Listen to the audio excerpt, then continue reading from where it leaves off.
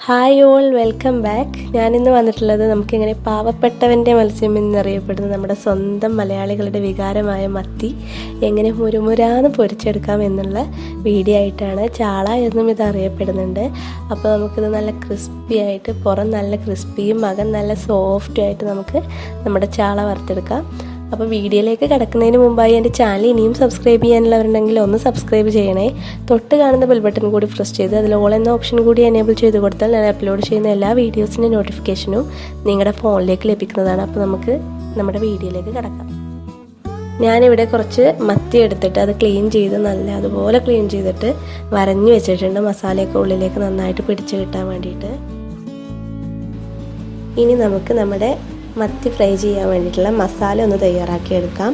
ഞാനിവിടെ ഒരു ബൗൾ എടുത്ത് വെച്ചിട്ട് അതിലേക്കൊരു 1.5 ടീസ്പൂൺ അല്ലെങ്കിൽ 2 ടീസ്പൂൺ മുളക് പൊടി ഇട്ട് കൊടുക്കുന്നുണ്ട്.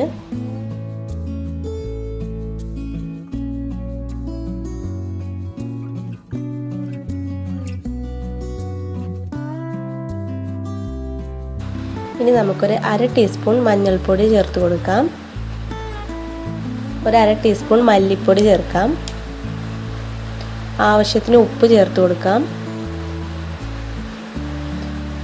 ഒരു 1/2 ടീസ്പൂൺ വലിയ ജീരകം പൊടിച്ചത് ചേർക്കാം.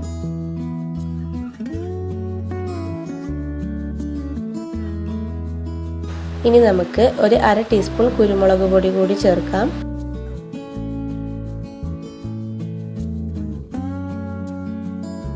ഇനി ഞാനിതിലേക്ക് ഇഞ്ചി, വെളുത്തുള്ളി, ചെറിയ ഉള്ളി ഇത് ഒന്ന് പേസ്റ്റ് ആക്കി എടുത്തിട്ട് അതാണ് 1 ടീസ്പൂൺ ചേർത്ത് കൊടുക്കുന്നത്.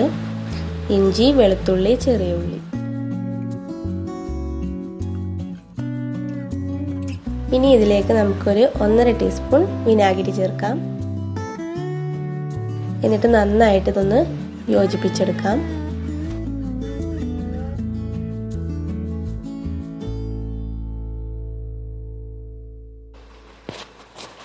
ഇനി നമുക്ക് ഇത് മീനിൻ്റെ എല്ലാ വശത്തും ഒന്ന് കൈ കൊണ്ട് തന്നെ തേച്ച് പിടിപ്പിക്കാം കേട്ടോ.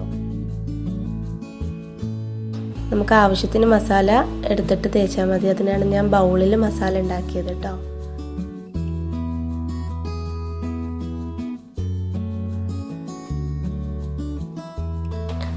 ഇനി നമുക്ക് ഫൈനലി നമ്മുടെ സീക്രട്ട് പൗഡർ ഇതിലേക്ക് ചേർക്കണം. മീൻ നല്ല ക്രിസ്പി ആവണ്ടേ.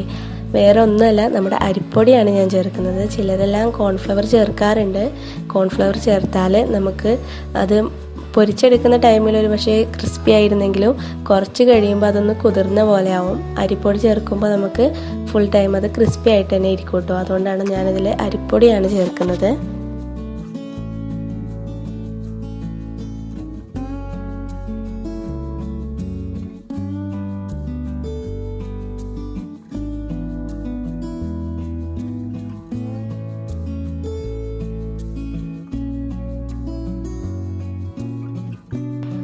ഇനി നമുക്ക് ഫ്ലെയിം ഓൺ ചെയ്തിട്ട് അതിലൊരു പാൻ വെക്കാം. എന്നിട്ട് ആവശ്യത്തിന് ഓയിൽ ആഡ് ചെയ്ത് കൊടുക്കാം.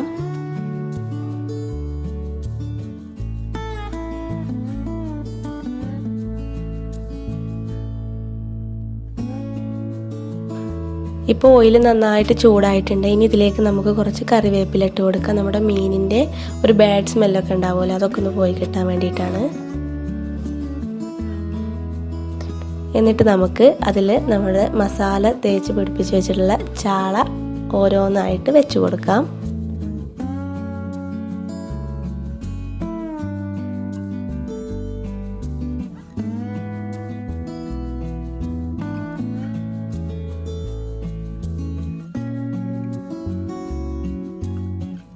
ഇനി നമ്മൾ സാധാരണ മീൻ വറുക്കുന്ന പോലെ തന്നെ 2 വശങ്ങളും നമുക്ക് കുക്ക് ചെയ്തെടുക്കാം. തിരിച്ചു മറിച്ചെല്ലാം ഇട്ടിട്ട് കുക്ക് ചെയ്തെടുക്കാം.